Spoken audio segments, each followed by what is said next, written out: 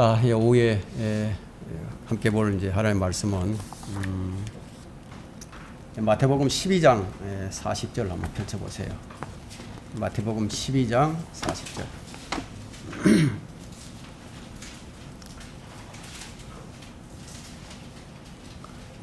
이 사람들이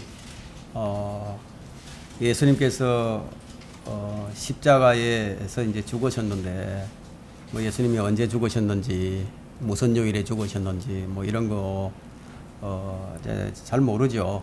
잘 몰라요. 그리고 예수님께서 죽으신 다음에 이 3일 동안 뭐 무엇을 하셨는지 이런 그 부분에 대해서 잘 모르거든요. 이제 오늘 이제 이 부분에 대해서 이제 명확하게 여러분들이 이제 이해하게 될 거예요. 마태복음 12장 40절 한번 보세요. 예수님께서 사흘 낮과 사흘 밤 동안에 어디에 계셨는지 이제 나오거든요. 한번 보세요. 12장 40절 제가 읽겠습니다. 요나가 사흘 낮과 사흘 밤을 고래 뱃속에 있었듯이 인자도 그처럼 사흘 낮과 사흘 밤을 땅의 심장 속에 있을 것이라. 예수님께서 얼마 동안 어디에 계셨는지 이 한 구절이 정확하게 우리가 알려주고 있습니다. 오늘 설교 제목은 사흘 낮과 사흘 밤 땅의 심장 속에서, 이런 제목으로 이제 말씀을 전하도록 하겠습니다. 이제 기도하겠습니다. 사랑 많으신 아버지 하나님, 오전에도 우리가 드린 경배를 주님께서 받아주셨고 또 우리에게 말씀의 풍성한 은혜를 주셔서 우리라 하여금 큰 도전을 받고 많은 깨달음을 얻게 해주셔서 참으로 감사를 드립니다. 이 오후 시간에도 저희들은 우리의 몸과 마음을 온전히 주님께 드리는 살아있는 그런 영적 예배를 지금 드리고 있습니다.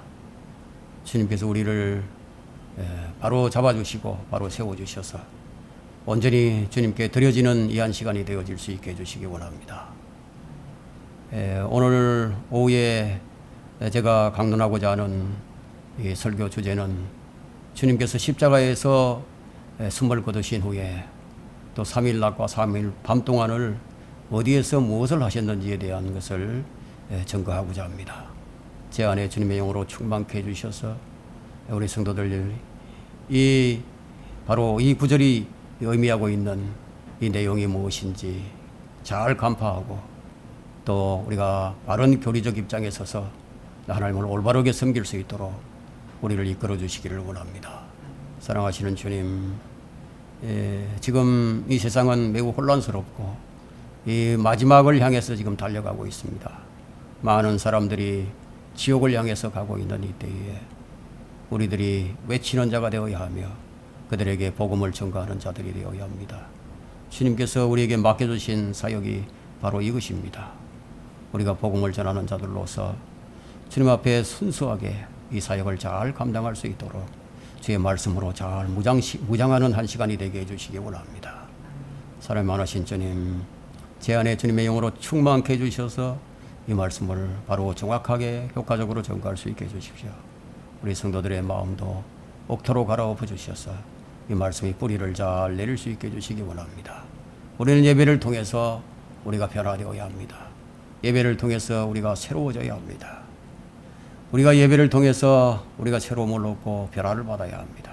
많은 열매들로 주님을 영화롭게 하는 복된 성도들이 다 되어지도록 성령께서 늘 우리를 주관해 주시고 이끌어 주시기를 원합니다. 악한 마귀가 이 예배를 방해하지 못하도록 지켜주시고 온전히 주님 홀로 영광 받아 주옵소서. 주 예수 그리스도 이름으로 기도했습니다. 아멘. 예수님께서 이 십자가에서 이제 죽으셨다가 딱 살아나실 때까지의 시간이 얼마냐? 이 사흘 낮과 이 사흘 밤이에요. 우리 주님께서 이렇게 말씀하셨기 때문에 우리가 아는 거예요.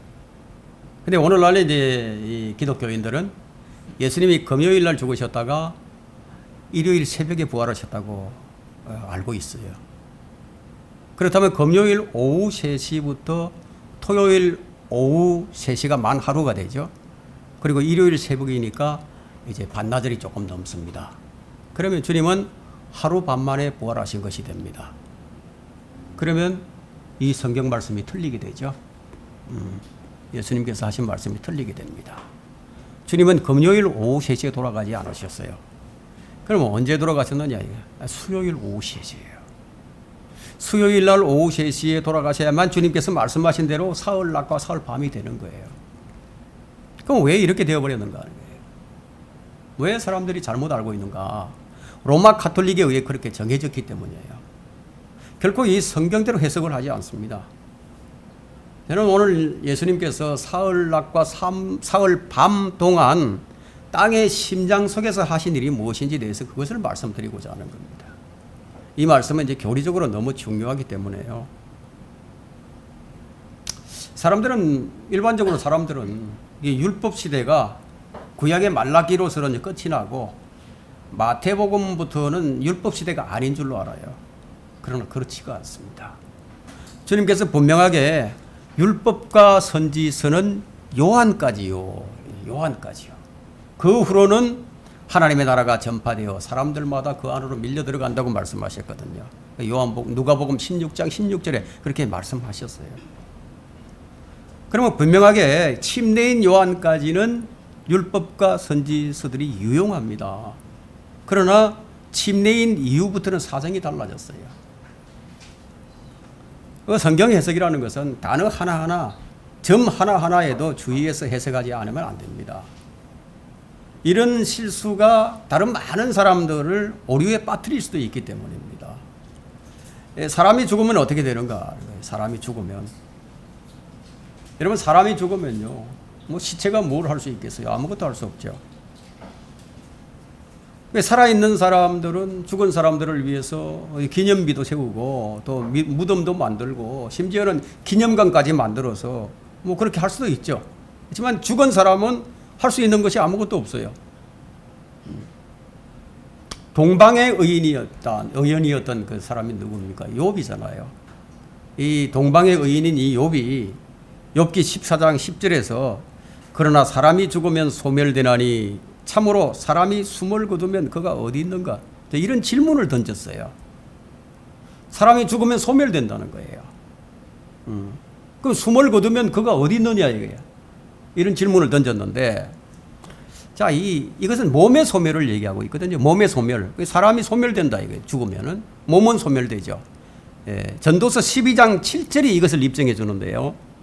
전도서 12장 7절에는 그때 흙은 예전에 있던 대로 땅으로 돌아가고 영은 그것을 주셨던 하나님께로 돌아가리라. 흙과 영이 가는 곳이 다릅니다. 성경에서 죽음의 정의는 그냥 본래의 것으로 돌아가는 거예요. 이것이 죽음의 정의입니다. 몸은 본래 흙이었기 때문에 땅으로 돌아갑니다.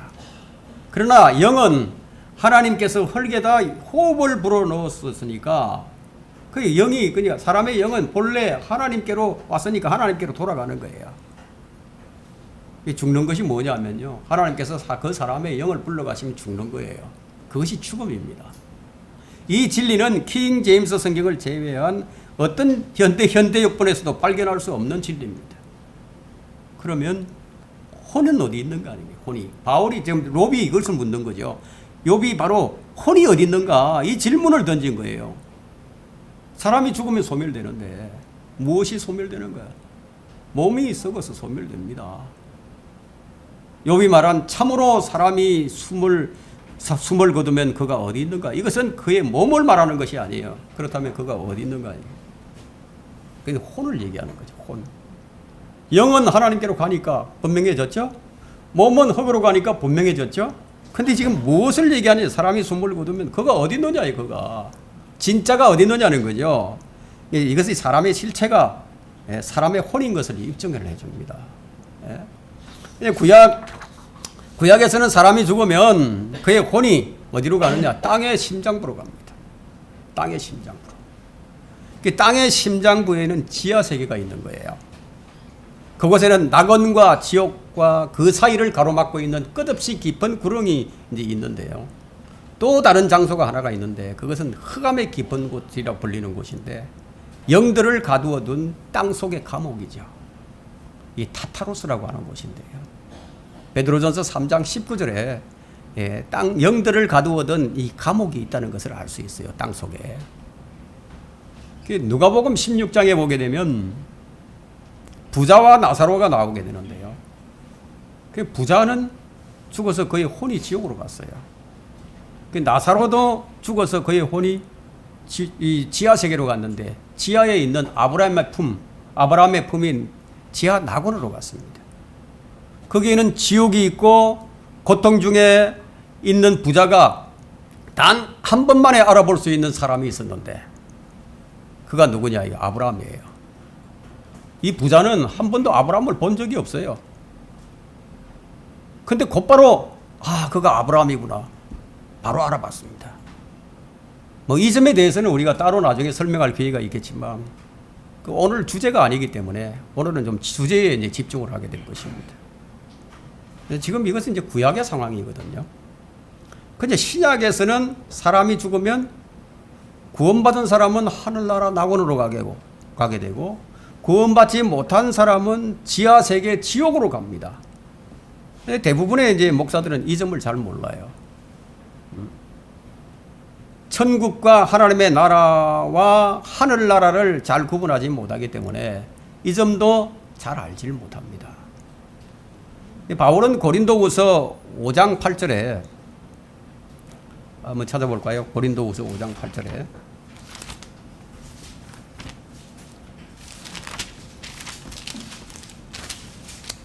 고린도후서 5장 8절에 우리가 자신의 차 있으니 정녕 몸에서 떠나 주와 함께 있는 것을 오히려 더 원하노라. 이 말씀으로 논란의 여지가 없어졌죠. 몸은 소멸되지만 그의 혼은 몸을 떠나서 주와 함께 있을 것을 지금 원하고 있습니다. 이것이 어떻게 가능한가 하면 구원은 믿음의 결과로서 혼이 구원을 받았기 때문에 이것이 가능합니다. 베드로전서 1장 10절에서 분명하게 말씀해주고 있죠. 이는 너희 믿음의 결과. 믿었더니 결과가 있어야죠. 그죠? 우리가 믿었더니 그 결과가 뭐냐? 혼의 구원입니다. 이는 너희 믿음의 결과 곧 너희 혼들의 구원을 받았습니다. 지금 이 시대에 우리가 구원받는다는 것은 우리 혼이 구원을 받는다는 거예요. 사람이 죽은 후에 할 수 있는 일이 뭐가 있을까요? 아무것도 없어요. 죽은 자는 움직일 수가 없죠. 그래서 시편 88편 10절부터 12절에는요. 주께서 죽은 자에게 이적들을 보이시겠나이까. 죽은 자가 일어나서 주를 찬양하겠나이까. 셀라. 주의 자애가 무덤에서 선포되리이까. 주의 신실하심이 멸망 가운데서 선포되리이까. 주의 이적들이 어둠 속에 알려지리이까. 주의 의가 망각의 땅에서 알려지리이까. 그리고 전도서 9장 5절에는 살아있는 자들은 그들이 죽을 것을 알지만 죽은 자는 아무것도 모르며 그들은 더 이상 상도 받지 못하리니 이는 그들에 대한 기억이 잊혀짐이라. 이 두 구절은 몸의 소멸을 말하고 있습니다. 그런데 이 두 구절을 여호와 정인들은 뭐라고 주장하느냐면 혼의 소멸, 혼이 소멸된다고 얘기를 합니다.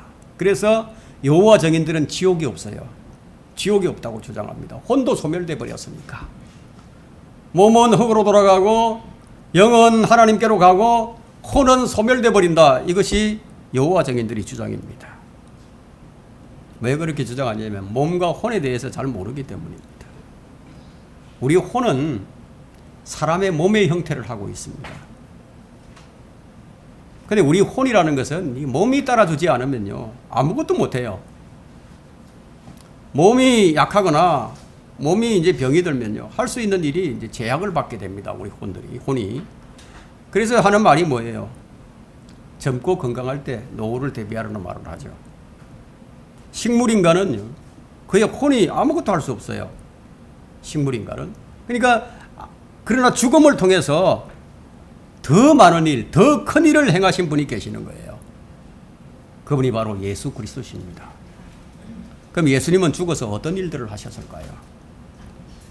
예수님이 죽어서 하신 일 첫 번째는 자신의 죽음을 통하여 평생을 노예로 속박된 자들을 놓아주시는 일을 하셨습니다.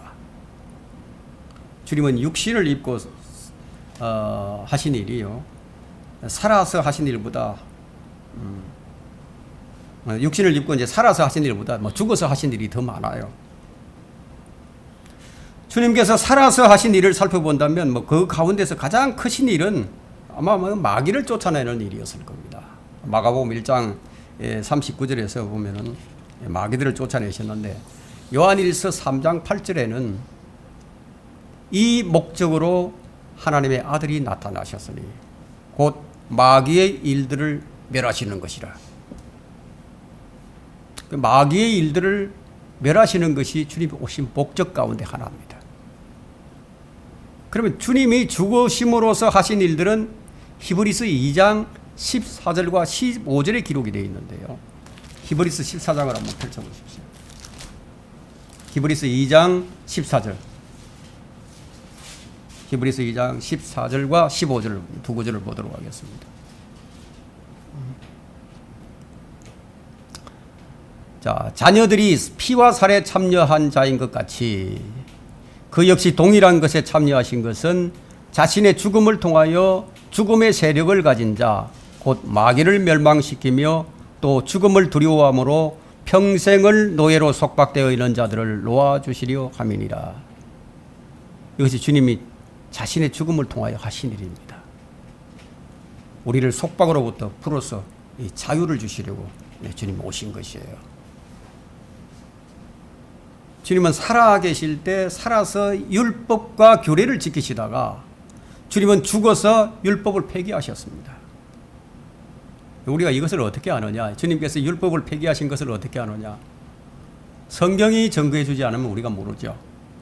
에베소서 2장 15절에는 원수된 것, 곧 법령 안에 속한 계명들까지도 그의 육신 안에서 폐기하셨으니, 법령 안에 속한 계명들, 율법까지도 그의 육신 안에서 폐기하셨다는 거예요. 살아서는 율법 아래 계셨지만 죽어서는 율법을 폐기하셨어요. 주님은 살아서 하신 일보다 죽으셔서 하신 일이 훨씬 더 큽니다. 또 한 가지 예를 든다면은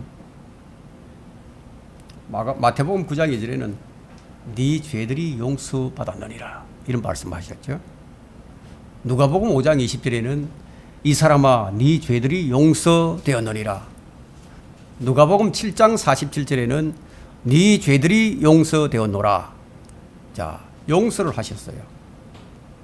주님은 죄들을 용서하는 권세를 가지시고 계셨지만 살아서 사람들을 만나서 그들의 죄를 용서해 주시는 것과 자신의 죽음을 통해서 세상 죄를 제거하시는 것과는 차원이 다른 겁니다.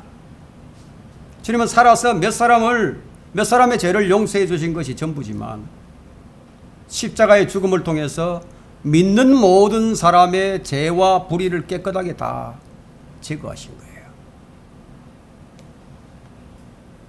주님은 육신으로 계실 때는요, 한계가 계셨습니다. 한계가 있으셨어요. 그래서 모든 사람들 안에 들어가실 수가 없었어요, 주님은. 그러나 죽으신 후에는 성령으로 역사를 하십니다. 그분의 영으로 역사를 하신다는 거예요. 주님은 죄가 없으시기 때문에요, 영원히 사실 수가 있는 분입니다. 살아서 더 많은 일을 하실 수가 있으셨지만 죽음을 통해서 하실 일이 더 크고 더 크다는 거예요. 더 중요하기 때문에 주님은 죽음을 선택하신 겁니다. 죽음을 통하지 않고서는 죄인들의 죄를 근본적으로 한꺼번에 해결하실 수가 없었다는 거예요. 그래서 요한일서 3장 5절에는 그분이 우리의 죄들을 없애시려고 나타나신 것을 너희가 아나니 그분 안에는 죄가 없느니라. 그분 죄가 없으셨어요. 베드로전서 2장 24절에는 그가 친히 나무에 달린 자신의 몸으로 우리의 죄들을 담당하셨으니 이는 우리가 죄들에는 죽고 의에는 살게 하려 하심이라. 그가 채찍에 맞음으로 너희가 낫게 되었노라. 우리가 구원받는 순간에 우리가 옛사람이 죽었다 그러잖아요. 그래서 우리가 어디에 죽었느냐 하면 죄들에 대해서 죽은 거예요. 죄들에 대해서. 그렇지만 우리는 하나님께 대해서는 우리가 살아있는 거예요. 그것을 지금 말씀하고 있습니다. 우리의 죄들을 제거하는 것이 주님이 육신을 입고 이 땅에 오신 목적이에요. 우리의 죄를 제거하실 목적으로 그분은 사람이 되셨습니다. 사람이 되셔서 십자가의 죽음을 통하지 않고서는 우리의 죄들이 제거되지 않는 거예요. 그분의 피가 제거하기 때문에. 그래서 살아서 주님은 죄인들의 친구가 되셨고 그들의 죄들을 용서하셨습니다. 창녀도 세리도 개의치 않으셨어요. 사회적인 지위나 바리새인의 정죄와 판단도 개의치 않으시고 그들과 함께 먹고 마시셨습니다. 가늠하다 잡혀온 여인에게도 나도 너를 정죄하지 아니하노라. 가서 다시는 죄를 짓지 말라. 그렇게 말씀하셨어요. 주님은 어떤 사람의 죄를 용서하신 것은요, 죄에 대한 관용이 아닙니다. 주님은 죄를 미워하시고 죄를 아주 싫어하십니다. 주님은 결코 죄를 조장하거나 불법을 인정해 주시는 분이 아니에요. 이 시대의 불법을 한번 보세요. 결코 주님은 인정하지 않습니다.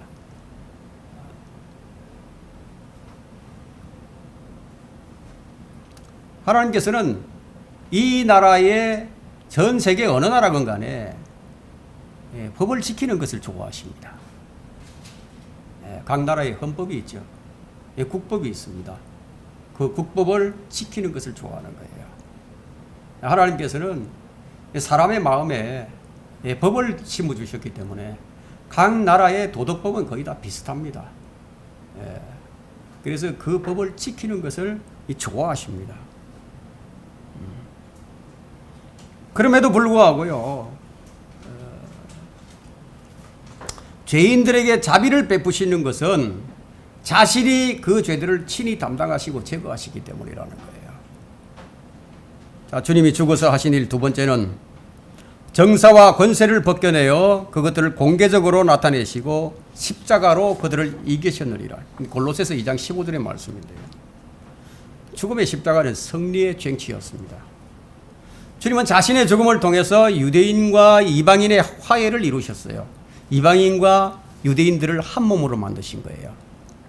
자, 주님은 하나님과 죄인들과의 화해를 이루셨어요. 골로새서 1장 22절에는 이제는 그의 죽으심을 통하여 그의 육신의 몸 안에서 그가 화해케 하셨으니 그가 보시기에 너희를 거룩하고 흠없고 책망할 것이 없이 드리고자 함이라.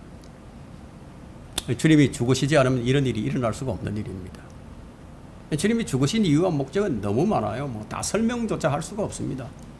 자, 오늘 이 시간은 주님이 죽으신 직후부터 부활의 아침까지 3일 낮과 3일 밤 동안 행하신 일들을 이 성경을 통해서 보다 확실하게 우리가 살펴보고자 합니다.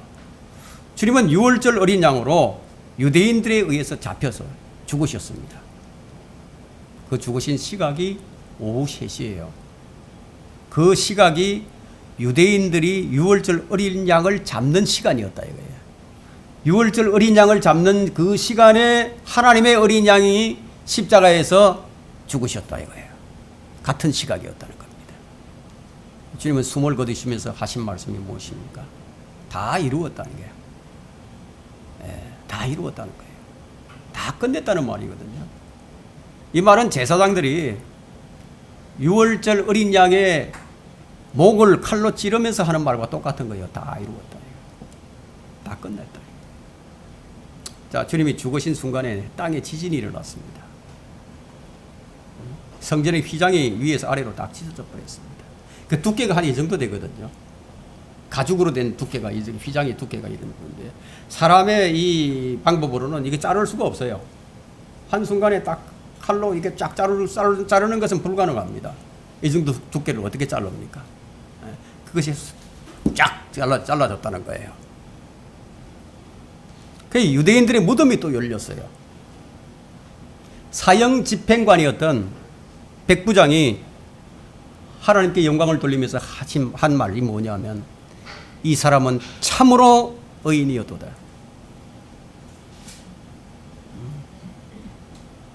예수님은 죽으신 후에 3시간 동안 십자가에 달려 계셨습니다. 몸이 달려 계셨다는 거예요. 오후 6시가 되면 유월절이 시작이 되거든요. 유월절은 안식일이단 말이에요. 그러면 그 큰 안식일 날에는 그 시체를 크게 매달아 둘 수가 없어요. 예. 그 유대인들의 관습에 따르면은 그대로 둘 수가 없었던 거예요. 그래서 빌라도에게 요청하기를 그들의 다리를 꺾어서 치우게 해주소서라는 말씀이 요한복음 19장 31절에 있습니다. 예. 주님은 다리가 꺾이지 않았죠. 다른 죄수들보다 빨리 죽으셨습니다. 운명을 하셨습니다. 그래서 이미 죽은 것이 확인되었기 때문에 옆구리에 창으로 찔러서 물과 피를 쏟게 만드셨죠. 그 성경이 이제 이루어진 겁니다. 다리를 꺾이지 않았다 이거예요.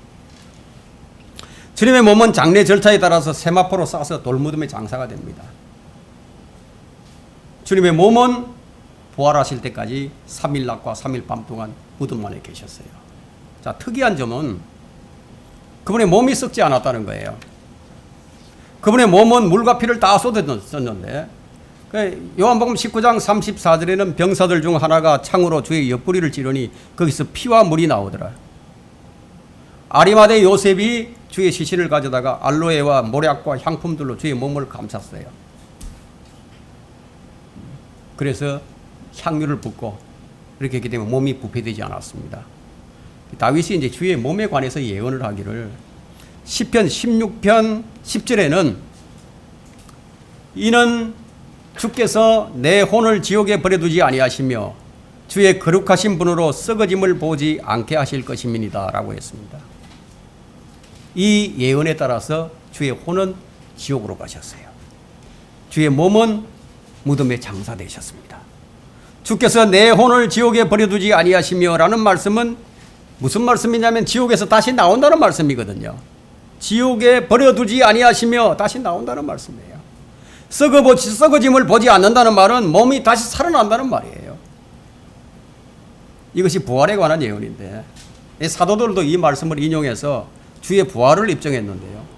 사도행전 2장 27절과 13장 35절에는 이는 주께서 내 혼을 지옥에 버려두지 아니하시며 또 주의 거룩하신 분으로 썩어짐을 보지 않게 하실 것입니다. 주의 혼은 오후 3시경이에요.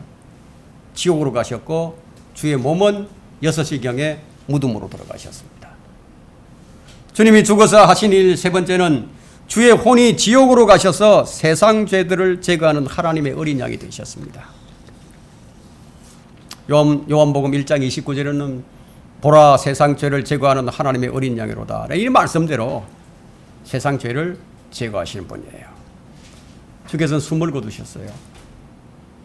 그리고 주의 혼이 주의 몸을 떠날 때 성전 휘장이 찢어졌습니다. 그때 하늘의 해가 어두워지게 되고 땅이 흔들리고 바위가 터져버렸습니다. 사람들은 공포에 휩싸였죠. 그래서 히브리서 10장 19절과 20절에는 그러므로 형제들아 우리가 예수의 피로 인하여 담대하게 지성소로 들어가노니 그가 우리를 위하여 바치신 새롭고 살아있는 길로 휘장 곧 그의 육체를 통하여 들어가노니라. 이 길이 아니고서는 아무도 못 들어갑니다. 이 길을 통해서만 들어갑니다. 바로 이 길을 주님께서 자신의 육체를 통해서 마련하신 것입니다. 주님께서 죽으심으로써 길이 되신 거예요. 그럼 이것으로서 구약의 마침이 되신 거예요. 구약이 끝났어요. 예수님은 휘장을 찢으셨습니다. 이제 더 이상 레위 제사장들이 필요 없어져 버렸습니다. 이스라엘은 율법과 레위 제사장직을 받았는데요. 그러나 제사장 체계가 바뀌게 되면은요, 율법도 바뀌기 마련이죠. 그래서 히브리서 7장 12절에는 제사장 직분이 바뀌었다면 율법도 반드시 바뀌어야 하리니, 이게 바뀌었다는 거죠. 이것이 바로 구약과 신약의 차이입니다. 이것이 주님께서 죽으심으로써 하신 일이에요. 이제 더 이상 짐승의 피와 희생제물이 필요치 않게 된 겁니다. 그때 당시에 이 예수님이 이제 죽으신 후에 저녁 이제 희생제를 드리기 위해서 이제 제사장들이 성소에 들어갔는데 아마 그 제사장들이 표정이 어떻겠습니까? 그 두꺼운 휘장이 쫙 찢어진 것을 보고 아마 공포에 질려버렸을 겁니다. 이런 놀라운 일이 일어났던 거예요. 주의 혼은 땅의 심장부로 가셨어요. 그래서 예수님께서 지옥으로 가셨다는 구절은 성경에 문자적으로 기록이 되어 있는 거예요. 주께서 죽으신 것은 우리에게 영원한 생명을 주시기 위해서 이렇게 하신 거라는 거예요. 그럼 우리가 이런 내용들을 알게 될 때 우리가 무엇을 깨달아야 되죠? 이 말씀을 들으면 뭔가 깨달아야 되는 거예요. 뭔가가 와야 되지 않습니까? 필히 느껴져야죠. 그분의 은혜에 대해서, 그분의 은혜가 얼마나 큰 것인지, 그분에 대한 감사가 있어야 되고 감동이 와야 되는 거 아닙니까? 우리에게 영원한 생명을 주시기 위해서 그렇게 하셨는데, 주님께서 죽으신 것은 우리를 하늘나라로 데려가시기 위해서라는 거예요. 주님이 죽으신 후에 곧바로 지옥에 가셨는데, 그렇다면 사흘 3일 낮과 3일 밤을 지옥에만 계셨는가? 그렇지가 않다는 거예요. 지옥에만 계신 것이 아니라는 겁니다. 주님은 오랫동안 지옥에 계실 필요가 없었습니다. 왜냐하면 주님은 사망과 지옥의 열쇠를 가지신 분이시거든요. 곧바로 지옥에서 나오실 수가 있죠. 열쇠를 가지고 계시니까. 구약 시대에서도 지옥에서 나온 사람이 딱 한 사람이 있었어요. 그 사람이 누구냐면 요나입니다. 요나 선지자. 그는 바다에 던져져서 죽었는데 그의 몸은 3일 낮과 3일 밤 동안 어디 있었냐? 고래배 속에 있었는데, 근데 그의 혼은 어디로 가느냐? 지옥으로 갔다는 거예요. 그 요나 2장은 요나가 지옥으로 갔다가 나온 유일한 사람임을 기록하고 있습니다. 그 다음으로 지옥을 다녀오신 분이 누구신가 하면 예수 그리스도이신 거예요. 이것을 입증해 주는 구절이 에베소서 4장 8절부터 10절입니다. 자, 주님이 죽어서 하신 일 네 번째는 주의 혼이 아브라함의 품인 지하 낙원으로 가셔서 복음을 선포하셨습니다. 그렇게 하신 이유가 무엇인지 이제 우리가 내용을 살펴볼 텐데요. 주님은 지옥에서 우리 죄들을 다 처리하신 후에 아브라함의 품인 그 낙원으로 가셨어요. 지하 낙원에. 거기에는 주님을 기다리고 있는 구약 성도들이 있었어요. 주님을 애타게 기다리고 있었어요. 그들의 몸은 다 썩어져서 없어져 버렸지만 그의 혼은 그곳에서 안식을 취하고 있었습니다. 그럼 왜 그들이 지하 낙원에 있어야만 했는가 하면은 그들이 죄가 제거되지 않았기 때문에 하늘나라 낙원으로 갈 수가 없었어요. 그래서 주의 오심을 기다리고 있었습니다. 그들에게 필요했던 것이 있었죠. 그것이 뭐냐면 그리스도의 피였어요. 예수 그리스도의 피가 있어야만 했었습니다. 왜냐하면 구약 성도들은 죄들은 용서되었지만 죄는 깨끗게 되지는 못했어요. 이 부분에 대한 그 성경 구절이 있는데 출애굽기 34장 7절과 민수기 14장 18절에 있습니다.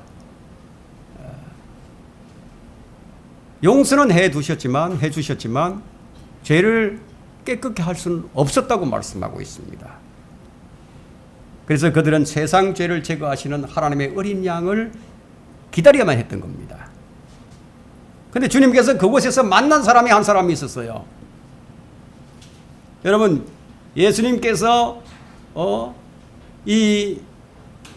그곳에서 만날 사람이 딱 한 사람이 있었는데 만나기로 약속한 사람이 한 사람이 있었다 이거예요. 그 사람이 누군지 아십니까? 주님이 약속한 사람이 있었어. 그곳에서 만나자고. 그가 누구냐면 주님과 함께 십자가에 달렸던 강도 한 명입니다. 그가 주님께 부탁한 말이 뭡니까? 누가복음 23장 42절에서 주여 주께서 주의 왕국에 임하실 때 나를 기억하소서. 그는 뭐 울고불고 회개를 하지 않았어요. 처음에는 예수님을 조롱했죠. 그런데 그분이 하나님의 아들인 것을 알아버렸습니다. 그 죄수 하나가, 강도 하나가, 저분이 진짜 하나님이시구나. 저분이 하나님의 아들이 맞구나. 그걸 알아버린 거예요. 알아버리니까 자기 죄를 알잖아요. 자기 죄를 하니까 자기는 언감생심이지 아무것도 할 수 없죠. 자기가 뭘 잘한 게 있어야죠. 그러니까 주님께 뭐라고 얘기해요? 주께서 주의 왕국이 임하실 때 나를 기억해 주소서. 이 한마디였어요. 이게 전부였습니다. 그런 그에게 주님께서 하신 말씀이 뭐냐면 오늘 네가 나와 함께 낙원에 있으리라. 이 말씀을 그 답을 주신 거예요. 언제? 오늘이라고. 오늘 다른 날이 아니고 오늘이라고. 그 유대적으로는 저녁 7시가 되면 하루가 다시 시작이 되는데 그 하루가 가기 전에 6시가 되기 전에 이미 만나버렸다. 낙원에서 그 죄수를 만난 거예요. 그 약속을 하셨으니까. 구원받은 강도는 뭐 3시간 만에 그냥 주님을 다시 만나게 된 거예요. 근데 대부분의 이제 현대 역본에서는요, 이 오늘이라는 이 단어를 다 삭제시켜 버렸다. 근데 언제 만날 것인지 이제 모르게 만들어 버렸습니다. 주님은 그 사이에 그 짧은 시간에 지옥을 다녀오시고 강도를 만나신 거예요. 그의 구약 성도들은 죽으면 어디로 가느냐? 지하 낙원으로 간다는 거예요. 히브리서 11장 13절에는 이들은 모두 믿음 안에서 죽었으나 또 모두 그 약속들을 받은 것은 아니로되 멀리서 그것을 보았고 확신하여 소중히 간직하였으며 또 이 땅 위에서 타국인이요 순례자라고 고백하였느니라. 근데 구약 성도들은 모두 믿음 안에서 죽었어요. 그러나 약속하신 것은 받지는 못했습니다. 히브리서 11장 39절과 40절에는 이 사람들이 모두 믿음을 통하여 좋은 평판을 받았으나 그 약속을 받지 못하였으니 하나님께서는 우리를 위하여 어떤 더 좋은 것을 예비하사 우리가 아니고서는 그들이 온전케 되지 못하게 하셨느니라. 그들은 약속을 믿음을 통해서 들었지만 그 약속의 성취는 받지 못한 상태였습니다. 왜냐하면 그들은 자기 믿음으로 의롭게 된 사람들이었기 때문에 온전하게 될 수가 없었어요. 예수님의 보혈로서 우리가 깨끗하게 되었듯이 그들도 예수 그리스도의 이 보혈이 없이는 죄를 제거될 수가 없었다는 겁니다.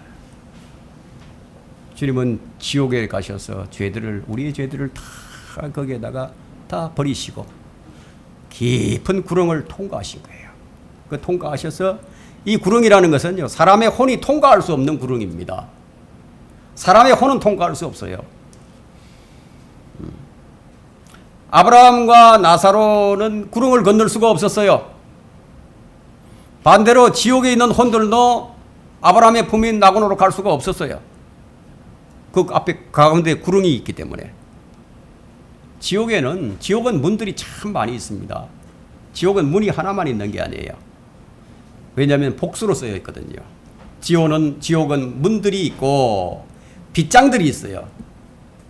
문을 딱 가로막아서 이제 열쇠가 있어야 되는데, 반대로 지옥에 있는 혼들도 건널 수 없는 이 구렁이 있는데 이 구렁을 건너는데 예수님은 아무런 제한이 없으셨습니다. 주님은 사망과 지옥의 열쇠를 가지고 계신 분이에요.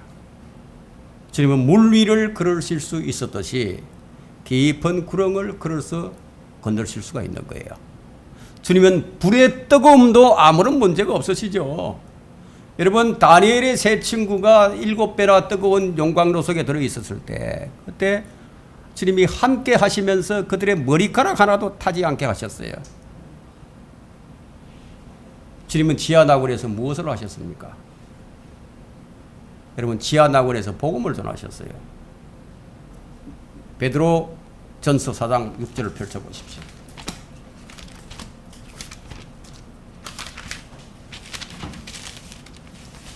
지옥에서 복음을 전하셨다.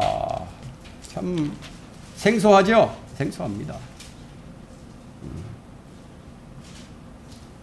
자, 베드로전서 4장 6절을 펴셨습니까? 자, 한번 읽어보겠습니다. 이런 연유로 죽은 자들에게도 복음이 전파되었으니 이는 육체로는 사람과 일치하여 심판을 받으나 영으로는 하나님과 일치하여 살게 하려 함이니라.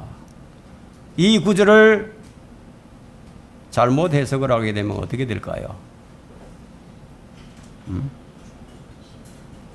이 구절을 잘못 해석하게 되면 연옥을 만들어내죠.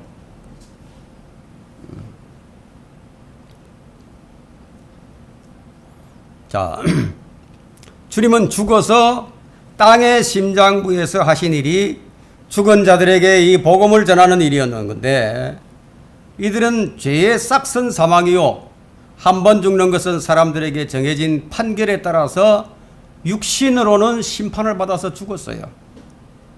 그러나 이들 모두는 구원받은 자들로서 주님이 오신 것을 직접 보고 복음을 들었다는 거예요. 주님이 오셔서 복음을 전했으니까. 이들이 지하 낙원에 있는 구약 성도들입니다. 아브라함 품에 가셔서 이 복음을 전하신 거예요. 이제 내 피가 흘러졌다. 이제 너희들 나와 함께 올라가자. 선포하신 거예요. 너희 죄들이 깨끗하게 되었다. 근데 주님이 또 하신 일이 또 있습니다. 그 베드로전서 3장 19절 한번 펼쳐보세요. 3장 19절에 보면 그가 성령으로 감옥에 있는 영들에게도 전파하시. 여기는 이제 감옥이에요. 감옥.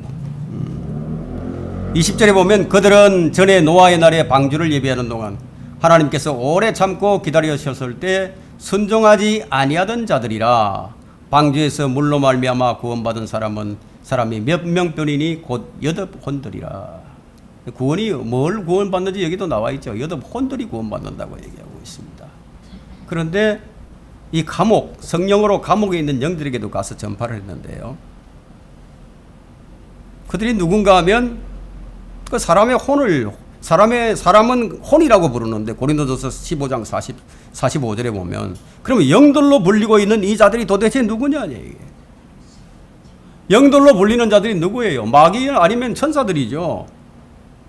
그러면 감옥에 있는 영들이 누구냐 하면 노아의 방주 때 물로 말미암아 죽은 영들입니다. 그럼 영들은 사람이 아니죠.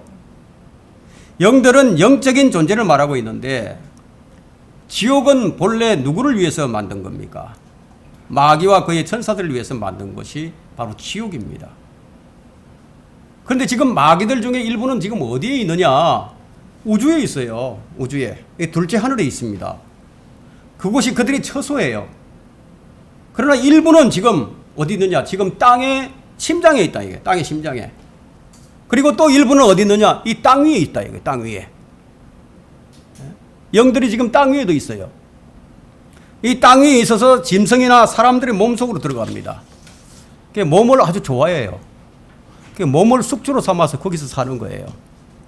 한 사람의 몸에 일개 군단이 들어갑니다. 영들이 일개 군단이 들어간다 이거예요. 다른 일부는 지금 지하 감옥에 있는데, 하지만 지금 둘째 하늘에는 마귀와 그의 천사들이 있어서 그들을 가리켜서 뭐라고 얘기하느냐면 에베소서 6장 12절에는 영적 악이라고 얘기합니다. 높은 곳에 있는 영적 악이라고. 사탄은 지금 하늘과 땅을 자유롭게 두루다니고 있습니다. 주님은 둘째 날에 창공을 만드셨는데요. 다른 날들과 같지 않게 보시기에 좋았다라는 그런 말씀을 하지 않고 계십니다. 왜 하늘을 보고 보시기에 좋았더라 이런 말씀을 안 하셨느냐 하면요. 그곳에는 마귀의 거처가 있기 때문이에요. 그럼 이 지하 세계에도 영들의 거처가 있어요. 여러분, 하나님께서 지옥을 보고 보시기에 좋았더라 이런 말씀 하실까요? 안 하신다는 거예요.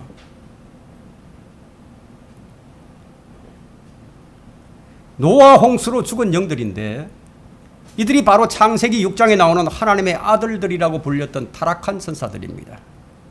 이들이 육체를 입고 나타나서 사람의 딸들과 결혼을 했죠. 그들은 여전히 육체는 가지게 되었지만 여전히 영이에요. 영. 그 사람이 아니란 말이에요. 하늘에서도 영적 전쟁이 있고 땅 위에도 영적 전쟁이 있습니다. 지하 감옥에는 영들이 있어요. 하나님께서 보실 때 하늘은 깨끗이가 않아요. 그 이유는 욥기 15장 15절에 보게 되면요. 보라, 그분은 그의 성도들을 신뢰하지 아니하시나니. 그런데 그분의 성도들을 신뢰하지 아니하신다. 자, 이 말씀이 참 아이러니하죠. 예? 성도들을 신뢰하지 않으신다는 거예요. 정녕 하늘들도 그분 보시기에 깨끗하지 아니하거늘. 왜 깨끗하지 않은지 아십니까? 그곳에 영적 악이 있기 때문이에요. 첫째 하늘, 둘째 하늘은 다 깨끗하지 않습니다. 나중에 이 더러운 것들을 다 태워버리시고 새 하늘과 새 땅을 창조하십니다. 어떤 영들은 땅에 거하면서 사람의 속에 들어가기도 하고 어떤 사람에게는 능력을 주어서 점을 치게도 만들고요. 때로는 사람들에게 질병을 주기도 하고요. 때로는 사람들을 자살하게 만들기도 하고 불 속에 뛰어들게 만들고요. 물 속에 들어가게도 만듭니다. 사복음서에서 이런 사람들이 많이 볼 수 있는데 주님은 이런 영들을 내쫓기도 하시고 꾸짖기도 하셨어요. 그리고 제자들에게는 이 더러운 영들을 쫓아내는 권능까지 주셨습니다. 그래서 지금 본문에는 주님이 지옥으로 가셨고 지하 낙원에 가셨고 지하 감옥에 있는 영들에게도 가신 거예요. 이 영들은 사람들의 딸들과 결혼한 천사들인데 유다서 1장 6절에 나옵니다. 또 자기들의 처음 지위를 지키지 아니하고 자신의 처소를 떠난 천사들을 주께서 영원한 사슬로 묶어 큰 날의 심판 때까지 흑암 속에 가두어 두셨나리라. 그들에게 가셔서 복음을 전파하신 것이 아닙니다. 그곳에 가셔서는 선포하셨어요. 천사들이 어떻게 사람의 딸들과 결혼할 수 있는가? 할 수 있어요. 이런 일들이 대환란 때 다시 한번 더 있을 것이라고 성경은 말하고 있습니다. 주님은 그들에게 무엇을 선포하셨습니까? 정죄의 심판이에요. 너희들은 정죄받았다는 거예요. 곧 너희들 심판받을 것이라는 거예요. 주님은 지하 낙원 세 곳을 들리신 것입니다. 그리고 아브라함의 품에 있던 구약 성도들을 하늘로 이끌어 데리고 가셨습니다. 여러분 마태복음 27장 한번 펼쳐보세요. 마태복음 27장 50절부터 한번 볼까요?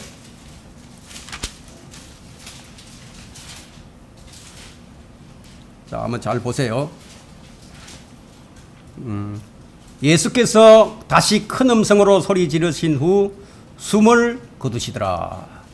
그런데 보라, 성전의 휘장이 위에서 아래까지 둘로 찢어지고 땅이 흔들리며 바위들이 갈라지고 무덤들이 열리며 잠들었던 많은 성도들의 몸이 일어났으며, 몸이 일어났으며 해버려.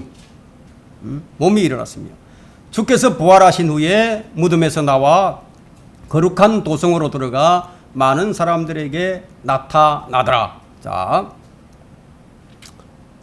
주님이 숨이 거두실 때에 일어났던 일은 성전이 휘장이 찢어진 것과 바위들이 갈라지고 무덤들이 열리고 잠들었던 구약 성도들의 몸이 일어난 사건입니다. 그런데 특이한 것이 있죠. 그럼 뭐가 특이하냐면 그들의 혼은 아직도 지하 낙원에 있는데 그럼 어떻게 지금 이런 일이 있을 수 있느냐는 거예요.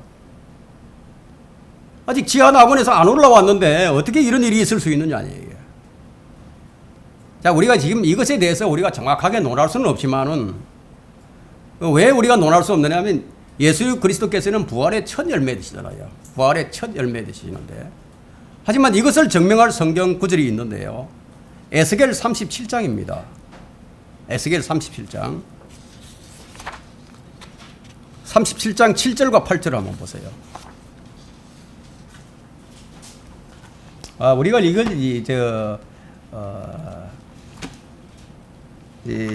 이것을 해석할 수 있는 근거가 되는 구절이 바로 37장, 에스겔 37장 7절과 8절인데요. 그러므로 내가 명령을 받은 대로 예언하였도다. 내가 예언하였더니 소리가 나고 보라 진동이 있고 뼈들이 모여들어 뼈가 자기 뼈에 붙더라.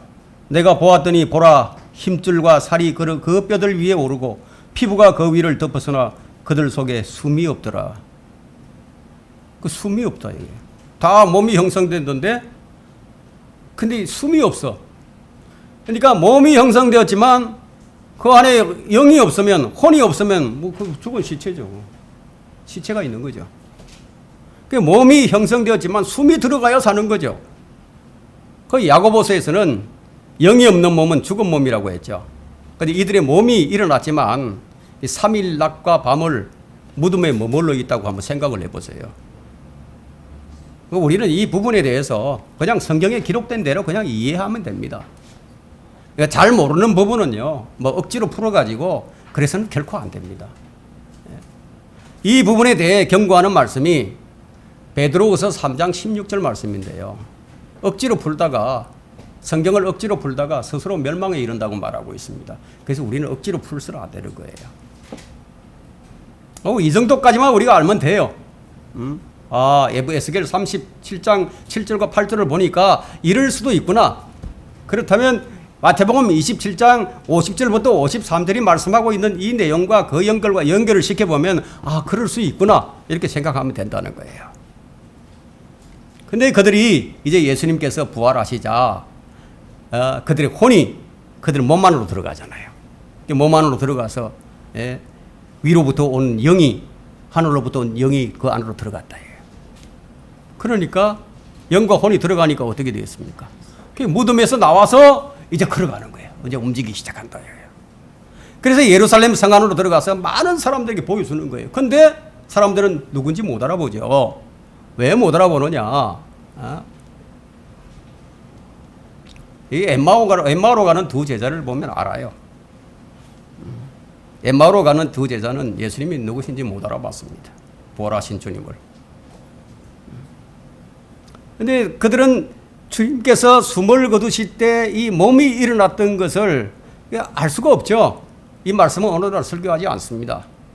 이게 무슨 말씀인지 이해를 못하니까. 이들은 바로 성경이 말하는 첫 열매들입니다. 그들이 예루살렘으로 들어가 많은 사람들에게 보였지만 못 알아봤어요. 엠마오로 가는 두 제자가 예수님을 부활하신 주님을 못 알아본 것처럼 이것이 주님께서 3일 낮과 3일 밤 동안 하신 일입니다. 주님은 이들을 데리고 어디로 가셨는지 아십니까? 이들을 데리고 하늘로 올라가셨어요. 에베소서 4장 8절이 증명해 줍니다.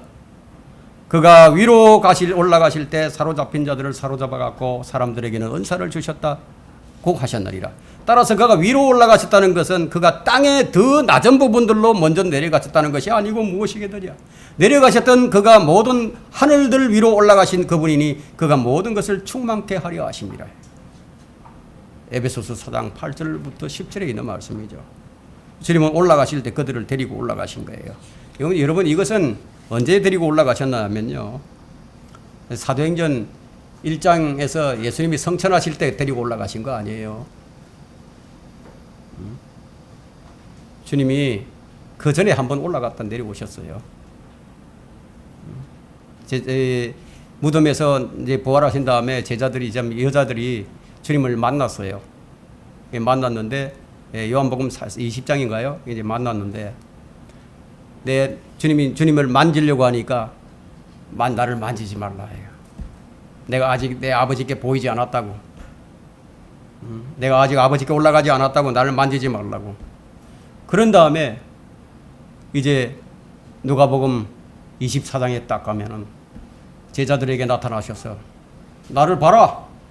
내 손과 내 발을 만져보라.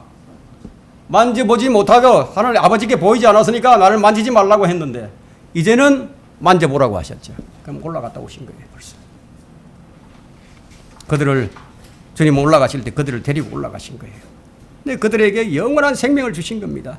이제 그들은 하늘나라 낙원에 있고 지금 이 지하 낙원은 그냥 비어 있는 겁니다. 주님은 자신이 흘리신 피로 이들의 죄들을 다 제거하시고 그들을 완전히 구속하신 겁니다. 더 이상 이제 지하 낙원이 이제 있을 필요가 없어진 것이죠. 그래서 우리가 죽으면은 우리 몸은 땅에 묻히지만 우리의 혼은 어디로 가느냐? 지하 낙원으로 가는 게 아니라 곧바로 하늘나라로 간다. 주님과 함께 영원히 있게 된다는 겁니다. 그래서 사도 바울은 우리가 거할 셋째 하늘 낙원을 보고 온 거예요. 빌립보서 1장 21절에는 이제 이는 내게 사는 것이 그리스도니 죽는 것도 유익함이라. 자, 이 말씀의 의미가 바로 이런 거예요. 우리는 이 육신의 몸을 떠나서 주님과 함께 있는 것이 훨씬 더 좋아요. 빌립보서 1장 23절의 바울의 말처럼 사람이 죽으면 혼이 떠난다고 불신자들도 이런 말을 하죠. 사람이 죽으면 돌아가셨다는 말도 합니다. 근데 어디로 돌아간 것인가 이게.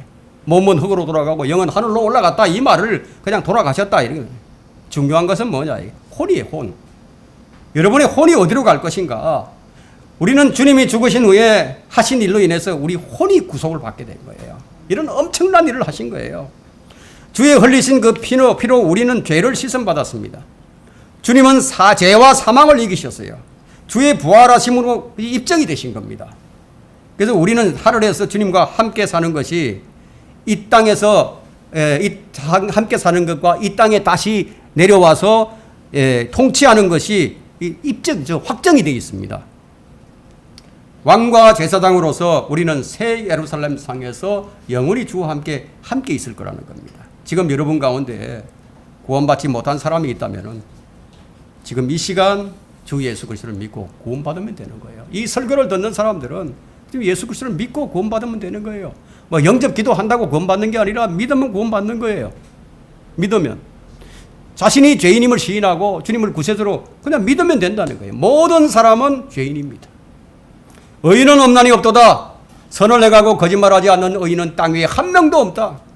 문제는 자신이 죄인임을 머리로서 시인하는데, 근데 머리로서는 아는데 죄의 형벌에 대한 두려움이 없다. 이게. 그 죄의 심각성을 전혀 몰라요. 심각하게 생각하지 않아요. 그것이 문제입니다. 남들도 다 죄 짓고 사는데 그 죄에 대한 괴로움과 아픔과 슬픔이 없어요. 그래서 마음이 움직이질 않습니다. 진정한 진정한 회개가 없다는 거예요. 그렇기 때문에 주님께서 3일 낮과 3일 밤 동안 행하신 일을 믿을 수 없게 되는 겁니다. 주님이 필요가 없어요. 절박하지 않습니다. 자신이 죄인임을 아는 것이 무엇입니까? 죄의 삭은 사망이죠. 죽은 후에 심판이 있다. 이게. 혼이 지옥에 던져져 영원히 고통받는다. 그런데 이것이 두렵지가 않다는 거죠. 그것에 대한 두려움이 내 안에서 아무런 반응이 일어나지 않아요. 그냥 심각성이 없죠. 이것을 아는 것이 죄인임을 아는 거예요. 이거 모르고 뭐 누구도 다 죄 짓고 사는데 이건 아는 게 아니에요. 여러분, 피 흘림이 없이는 죄의 사함이 없다고 했습니다. 그래서 예수님은 자신의 피를 흘려주신 거예요. 그분의 피는 하나님의 피라고 사도행전 20장 28절에서 말씀하고 있죠. 그분은 우리의 구원을 위해서 구원에 관한 모든 것을 다 이루셨습니다. 결론은 이제 우리가 해야 할 일만 남아 있습니다.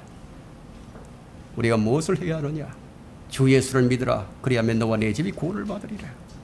누구든지 그를 영접하는 자들에게는 하나님의 아들들이 되는 권세를 주셨으니 즉 그의 이름을 믿는 사람들에게니라. 지금까지 어떻게 살았든 상관이 없다 이거예요. 그냥 지금 믿으면 된다는 거예요. 이것을 위해서 주님께서는 3일 낮과 3일 밤을 땅의 심장부에 다녀오셔야만 했던 겁니다. 주여 나를 구원하소서. 나에게 자비를 베푸소서. 우리가 전심으로 하면은 즉시 100% 이루어져 버립니다. 주님은 다 하셨는데 인간이 해야 할 일을 안 하는 것이 문제라는 거예요. 왜 안 하는가? 오전에도 말씀드렸던 것처럼 원함이 없어요. 죄에 대한 심각성이 없는 것입니다. 주님은 살아서도 많은 일을 하셨지만 죽음으로써 더 많은 일을 하셨고 죽으신 후에도 일을 하셨고 지금은 하늘에서 일을 하고 계십니다. 그분은 지금 영으로 우리 안에서도 일을 하고 계십니다. 주님은 성령을 통해서 구원의 사역을 계속하고 계십니다. 그런데 여러분이 지금 이 자리에 앉아 있으면서도 뭐 구원을 받지 못했다. 이건 지금 진짜 말이 안 되는 거예요. 뭐 아직 구원 못 받았다면 지금 주여 나를 구원하소서. 나는 죄인입니다. 너무 간단해요. 간단해요. 왜 그런가 하면 주님께서 다 이루신 일입니다. 주님께서 다 이루어 주셨기 때문에 지금 하면 되는 거예요. 예, 이것을 설교를 마칩니다.